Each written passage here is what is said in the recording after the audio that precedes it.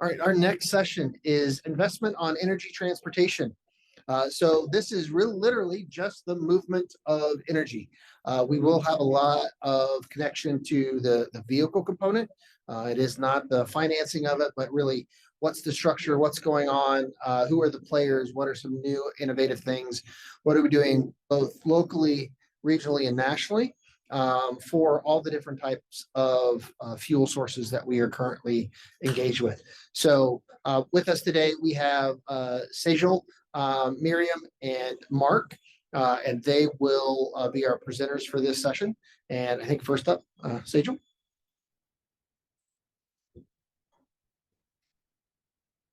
Hi, everybody. I'm Sejal Shah. I'm with the Joint Office of Energy and Transportation. Oh, no, this is API.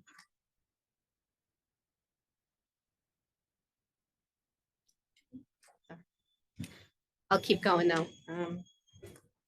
So Sejal Shah with the Joint Office of Energy and Transportation. For folks in the room, how many of you have heard of our office? We're a federal office, other than those where they were at dinner last night. Nobody. Okay, so that's why I'm really glad I'm here. Because someone said you're coming all the way here from Boston. So I am based out of Boston. Our office is in Washington, D.C. But the joint office was created by the bipartisan infrastructure law passed in 2021, November. And so we were part of that BIL to help facilitate this transition to electric transportation. So our mission is to accelerate an electrified transportation system that is affordable, convenient, equitable, reliable, and safe. And we're looking at both riding and driving electric. So we are looking at both the transit, the school bus, multi people mover vehicles, as well as the individual consumer vehicles. So we're looking to support all of that in this transition. So our role is very interesting. It's the first of its kind office at the federal level that is trying to merge the best of what DOE, the Department of Energy, and the federal level, and then what the Department of Transportation can do. And both are needed to help us with this transition. And both agencies are very much involved. Our office, like I said, sits between the two of them. We're separate from both agencies. We report up to both secretaries. And so we have two bosses. And we do everything twice related to administrative work. But it is, I think it's an interesting challenge. It's something that has been done on the Army, Navy, that side of the shop, but it's never been done in the civil side for the federal government. So we are unique. It is a test. And I think it's being very, frankly, I think it's successful because I think we are trying to help move things along for two agencies that are very different in the federal space. And I think that's the transition we're looking at market-wide right now, where we have both the electric and the transportation industries coming together to move on this. So it's very interesting to be at this level. Quick overview of just plug-in EV sales over the last few years. From 2020 to 2023, EV sales have quadrupled. And it has not stopped. I think there's a lot of clickbait. I think we were talking about this last night at dinner with a couple of folks that were here early. My personal thought, clickbait is real. All of these articles that are saying EVs are dying, it's a trend or it's just a flag. I love it when I read the article and the data actually is opposite to what the headline is. So I would urge, if you're looking at those headlines, don't read just the headlines, read the article, because they prove themselves wrong within the article. So for the joint office, we were charged within the BIL to help provide guidance, technical assistance, technical assistance, analysis, and support for 4 very large grant programs that are administered by US DOT through the Federal Highway Administration and the US EPA, the Environmental Protection Agency. So the first 2 I'm going to talk about in more detail, but that's the National Electric Vehicle Infrastructure Program, NEVI. Hands up for any of you that have heard about that. All right, a few folks have heard about that. The other is the Charging and Fueling Infrastructure Discretionary Grant Program, or CFI. Hands up if anybody's heard of that. Okay, a little fewer. And then there is the Low No Emissions Grant Program for transit agencies. Any takers? 1, 2, okay, a couple. And then the Clean School Bus Program through US EPA. Excellent. So the Low No Emission Grants Program, that existed before the BIL. It was already supported with appropriated funds from Congress, but the BIL just funded it a lot more and gave it a boost. And then Clean School Bus Program is new.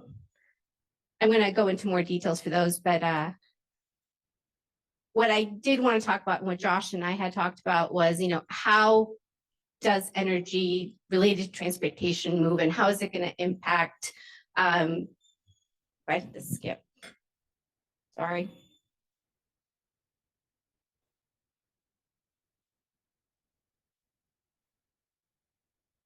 Okay.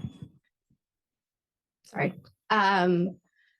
So how is electricity going to be moving across, right, with EVs coming online? I find this is a diagram and the variables that are going to enable EVs to connect to the electric grid. This is from our EV Grid Assist team at DOE. They have this on their website and I am borrowing it. I'm not going to say I stole it, but I find it very useful. But the one thing that I wanted to discuss is reliable charging, because that's the focus of the joint office currently and near term. So in I think this was we released this paper early 2022. The National Renewable Energy Labs noted that we're going to need 1.2 million public charging ports by 2030 in order to support the EVs that are going to be on the roads. So that's what's coming towards utilities. All of those chargers need to connect to the electric grid so that they can properly and appropriately provide charging to those consumers and to your customers. The major part, and I think this is what gets buried sometimes in these very large in the articles, is 85% of these ports are going to be level 2 ports. They're not all fast charging ports. That's not the need. And I love this graphic that NREL has in this report, where the routes are private charging. That's at people's homes, whether it's a multi-unit dwelling. And yes, we have to work on that to make sure that there's charging there. But you can charge your vehicle at home at a slower charger. You don't need to have full DC fast charging. The routes, the branches, excuse me, are your national charging network. And that's where NEVI comes into play. So we're looking at, over 182,000 ports are going to be needed to support the 2030 system. The Biden administration actually has a goal of 500,000 chargers, so that by 2030, so that we can get to that number fast. So the NEVI program. So this was launched in 2021 with the BIL, with the launch of the joint office.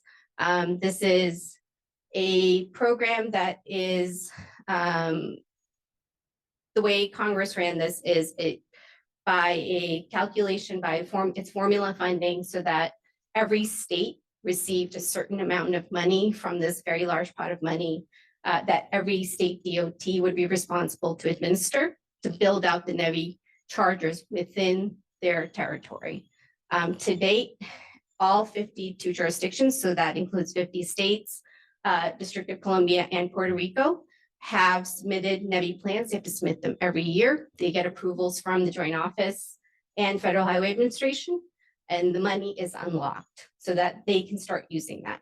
And from that, 36 states have released their solicitations. RFPs were on the road. 22 have awarded grants and have agreements in place for 500 station locations. And we have 7 stations in total that are open across 5 states. That may not seem like a lot for 2 years worth of work, but it is a lot.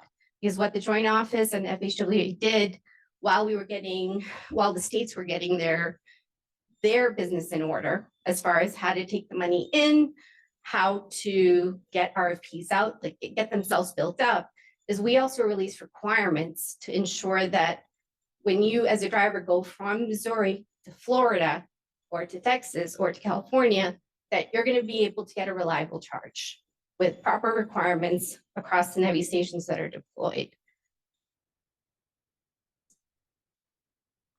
The other grant program I'm quickly going to cover is the CFI program.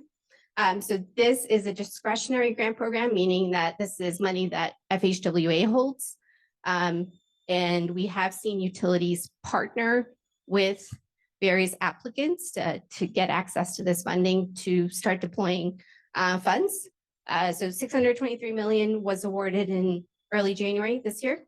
And that's 47 EV charging infrastructure projects to build out about an additional 7,500 EV charging ports.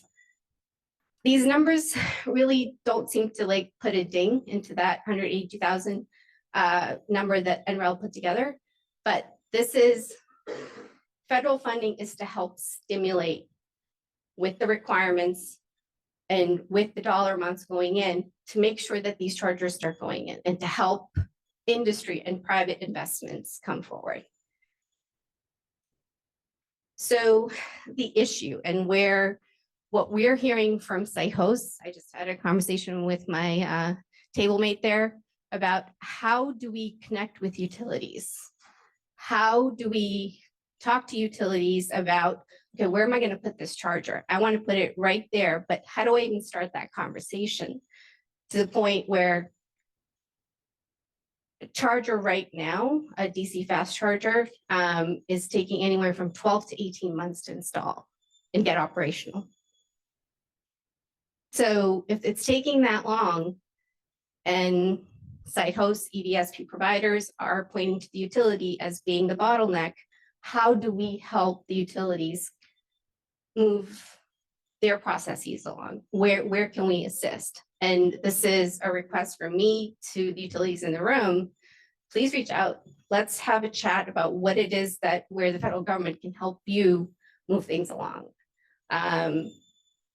Installations, from what I'm being told from a site host, a level 2 charger can take a day to install and be operational if everything on the utility side is ready. A DC fast charger, 1 to 3 months at a minimum. But when they're waiting for whether it's permits, whether it's utility connection, and it's going from 1 to 3 to 12 to 18 months, they're moving along. They're not going to be in your territory. They're going to move somewhere else where they can get access faster. So how do we help move that along? This is data from IREC.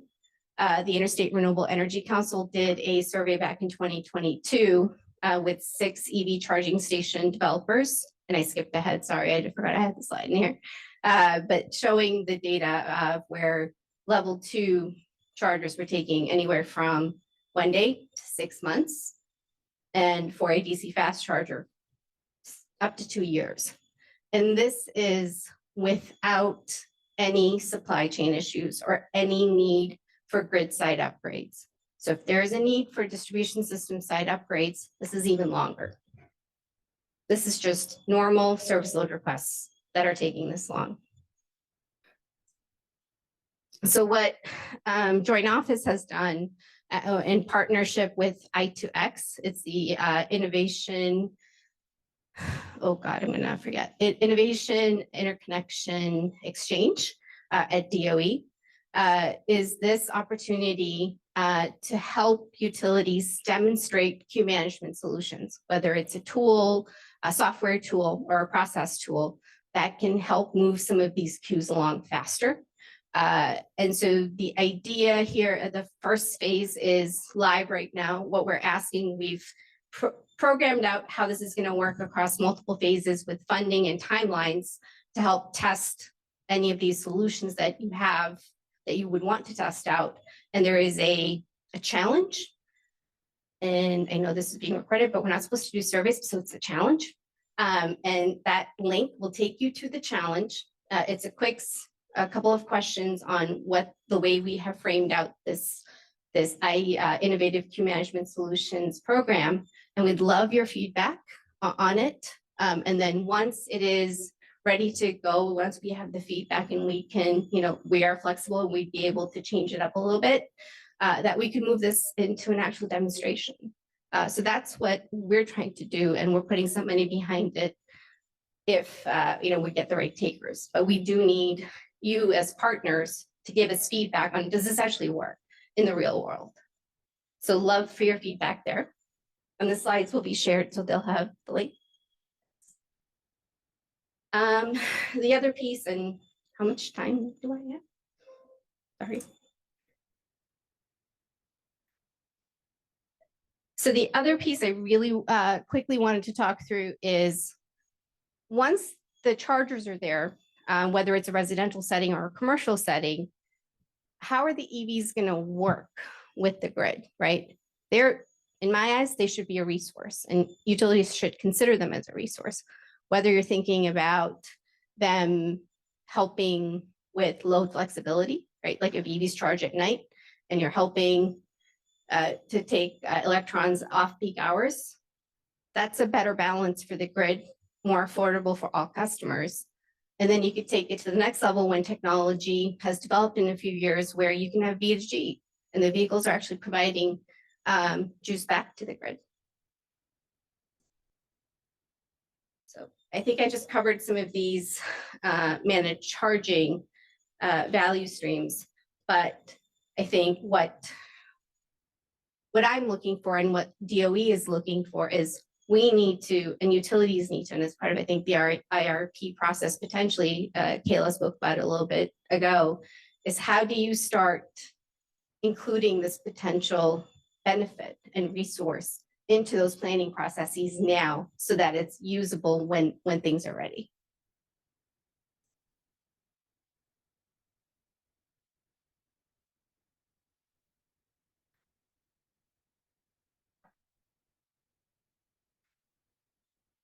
So currently what we've seen, and this is through work that DOE has recently done, and I think this is something that folks in the room may already be aware of, but utilities are already starting to pilot and understand how EVs are going to integrate with their systems and how they could be used with their systems.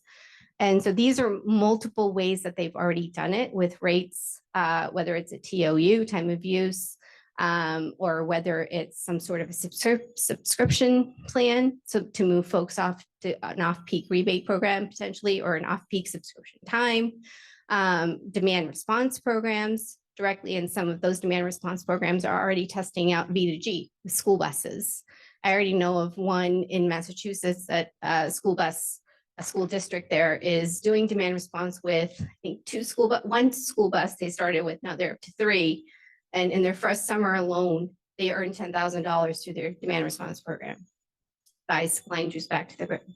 So it's a benefit for some of these fleets as well. And what you're bringing to your customers, I think that communication is going to be very, very important, so they understand what they're buying into as well. I think I discussed this a little bit already, so I'm gonna to save time for my colleagues here. But I did want to point out this study that was recently released. It's a Transportation Evaluation Impact Study, TEIS, was done by NREL, and it looked at the impact of EVs on the distribution system across 5 states. And it also looked at not just the impact of EVs on the load, but what would happen to distribution infrastructure costs if managed charging was also in play. And what the analysis came out to is almost a 30% decrease if managed charging was in play. So I'd urge you to go read that. The other thing I wanted to quickly note is we have a funding opportunity open right now through the joint office. And this is to help solve for, as I mentioned, the multi-unit dwelling and to provide charging there. Expand e-mobility solutions. So this is for transit and multimodal locations and site hosts. And then the last piece is going back to the managed charging that we just talked about, and that's looking at the technology and making sure that we have appropriate communications between the chargers and the vehicles and the utility. So I'd urge you to go take a look at this. Utilities are eligible to be an applicant. And the concept papers are due May 20th. So keep that in mind. And that's it for me. Thank you.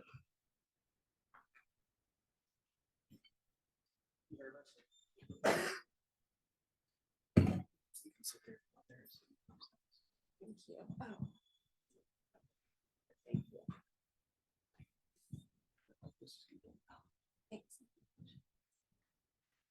Hi, everyone.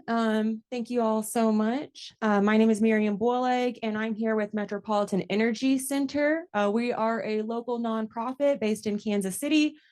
We serve Western Missouri and the state of Kansas, and our focus is on energy efficiency. I am our program manager for sustainable transportation, so I'll be talking a bit about some of our energy efficiency transportation projects recently. So a bit about us, as I mentioned, we are a nonprofit. We have been based in Kansas City since the 80s.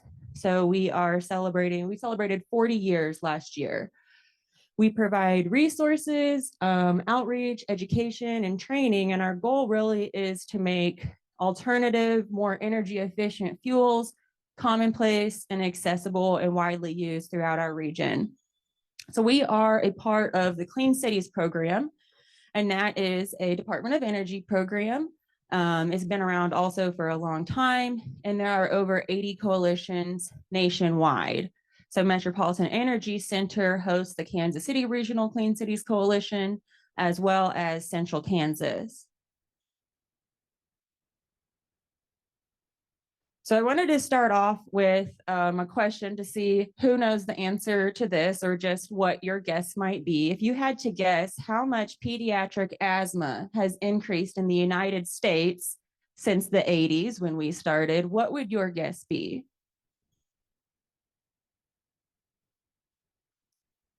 %, 50%, 3 times, 300%? It's actually 58%. So you were pretty close. No, you should know, I suppose.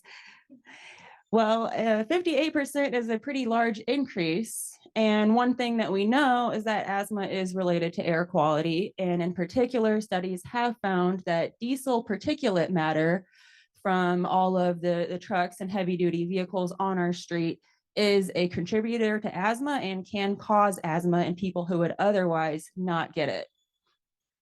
So I wanted to show you all what that looks like in Kansas City.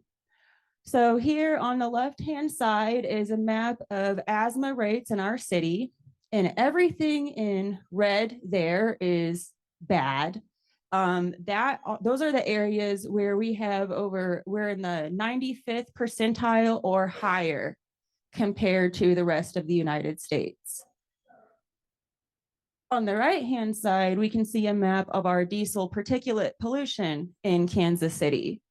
And so we're not quite as bad over on the diesel pollution side of things, but there's a clear overlap in many of these neighborhoods that are experiencing high rates of pediatric asthma, as well as air pollution from diesel vehicles.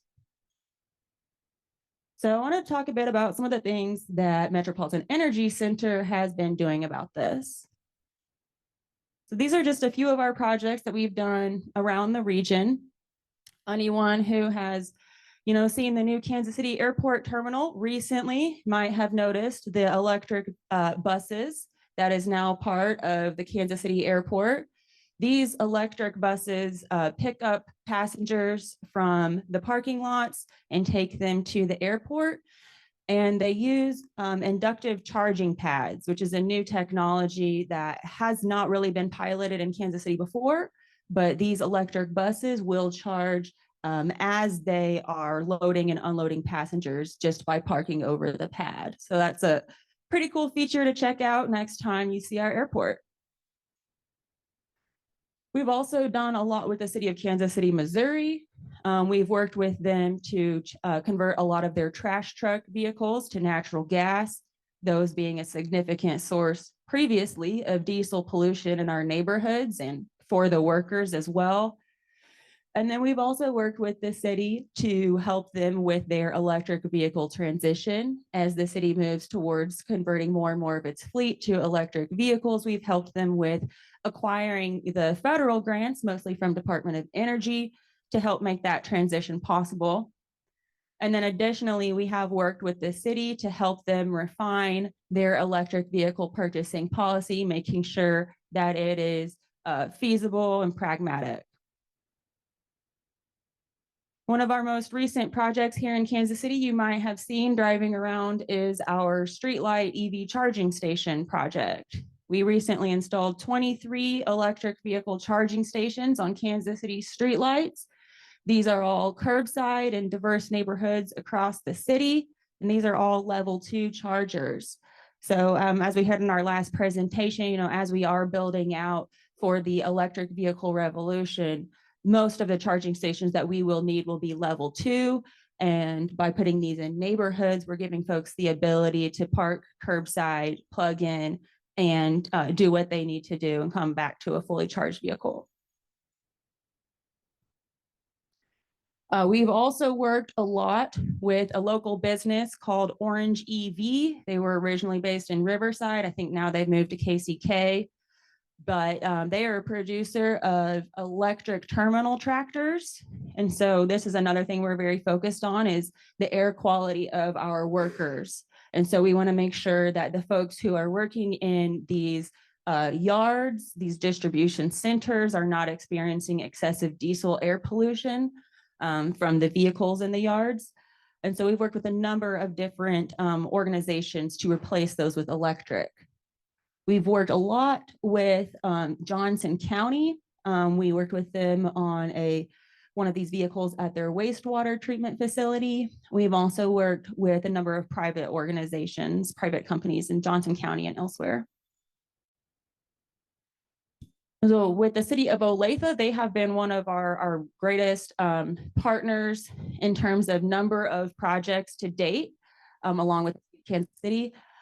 We've worked with the city of Olathe to put in natural gas fueling stations for their city vehicles and their school buses.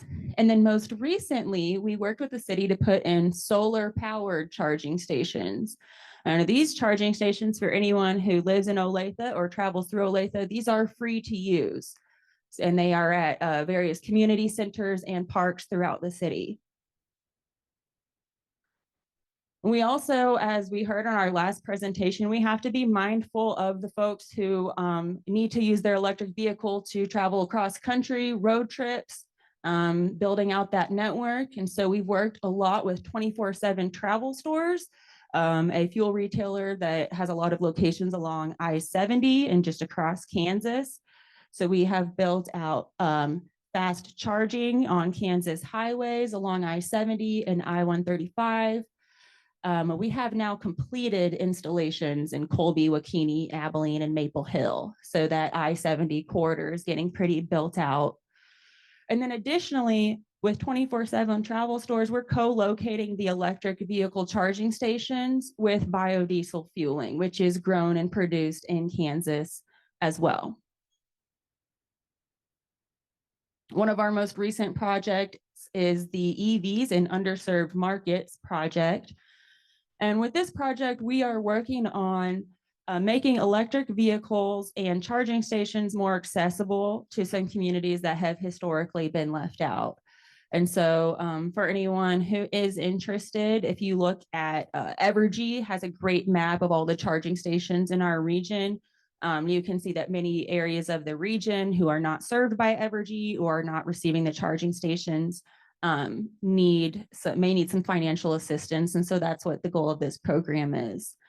And then additionally, we are continuing to work with our local municipalities to reduce air pollution by converting their vehicles that are polluting to electric or alternative fuels. So we are currently working with Johnson County Water District #1 to change their fleet over to electric, Johnson County Community College, and then unfortunately Lee Summit did recently drop out, so I should have changed their information on this presentation. However, we recently did another RFP and we're looking forward to bringing on more municipalities to work with us. One thing that we also do in addition to our financial assistance is the technical assistance through our Green Fleet program. So for fleets who are not really sure what their options are, what might be feasible for them, we offer this program that they can work with us to get recommendations about alternative fuels for their fleet and implementation strategies and financial assistance. We'll basically put together a roadmap for them of their different options. And so with that analysis, we would do interviews, we would receive all of the fleet data and provide them with the recommendations, considerations, and a plan. And we recently did a very comprehensive fleet analysis for the city of Lawrence, Kansas. So Lawrence, Kansas is planning to convert all of their vehicles to electric. However, they didn't have an implementation plan when that policy was passed. So we are working with them to wrap that up. We do a lot of research in our area. We work a lot with Department of Energy to receive data and contribute data. And so we do have a lot of information out there for anyone who's interested about the different vehicles, costs, etc. So again, about our Green Fleets program, a lot of what we do is working with municipal fleets and private companies to help them to convert to more energy efficient vehicles. And the goal of this is really just to make sure that our fleets have access and knowledge to diverse fuel options. And knowing that the price of petroleum can be somewhat volatile. And we've seen with many of these alternative fuel vehicles becoming more commonplace, the opportunity for a lot of cost savings. So we work also a lot with our local policymakers. And so we are we have worked on the Drive Electric USA project. That is a nationwide project. We work a lot with our Kansas and Missouri lawmakers to help them to understand the landscape of electric vehicles and alternative fuels and policy needs. So our policy areas that we focus on a lot with our local lawmakers includes building out statewide initiatives, education, charging infrastructure planning, utility engagement, as well as just general fleet electrification. And so, as I mentioned, we do receive a lot of data from Department of Energy. And so this is a map of our current state of electric vehicle charging stations in Kansas City. And so as you all can see, there are many areas of the map that are not being adequately served with electric vehicle charging as compared to other areas. Some of these areas are not being served because different utilities serve different parts of the metro area. And so some of these areas that don't have charging stations may be served by a utility who hasn't taken that step yet to do that investment. But we can also see a lot of similarities between this map and the maps we looked at previously, where we saw a lot of areas in our city on the east side who are experiencing those high asthma rates and high diesel pollution rates. We can see as well on the charging station map that they also are not experiencing that investment in electric vehicle charging. So as I mentioned before, one of our goals to provide financial assistance to underserved areas is to make sure that this map has green everywhere. So we can zoom out a little bit more and see our overall region. We do serve Western Missouri and the state of Kansas. And so We're working on building out those corridors across Kansas, but we definitely have a lot of work to do in our rural areas. And so Kansas and Missouri, we do have a lot of stations. Missouri currently has over 2,000 charging outlets, and Kansas has over 900, but there's still a lot of work to do. And so in the past, this is actually from 2022, these most recent numbers that we have available for our Clean Cities Coalition partners. We reduced gasoline gallon equivalents by over 7 million gallons in 2022 in the Kansas City region. And over 98% of that was due to alternative fuels. Less than 1% of that was due to electric vehicles. So we also have to consider that electric vehicles are not always necessarily replacing our highest polluters or our biggest gas guzzlers because the technology is just not there yet. And so this is another way of looking at that. Again, in that same year, 2022, we reduced greenhouse gas emissions in our region by over 10,000 tons, and 89% of that was due to the alternative fuel vehicles.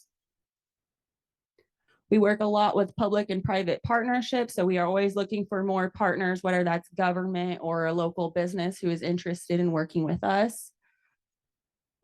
And one thing that we are focusing on a lot moving forward is being more community driven, as we understand that this infrastructure is becoming more and more of a necessity rather than a privilege. We want to make sure that we are listening to our local communities and incorporating their needs into our project planning. And so a lot of this would include our electric vehicle charging station projects. We have to work a lot with our community to find the best locations for those. But we're also working on several new projects, including reducing our urban heat island, producing healthy housing, and reducing diesel emissions, as I mentioned earlier.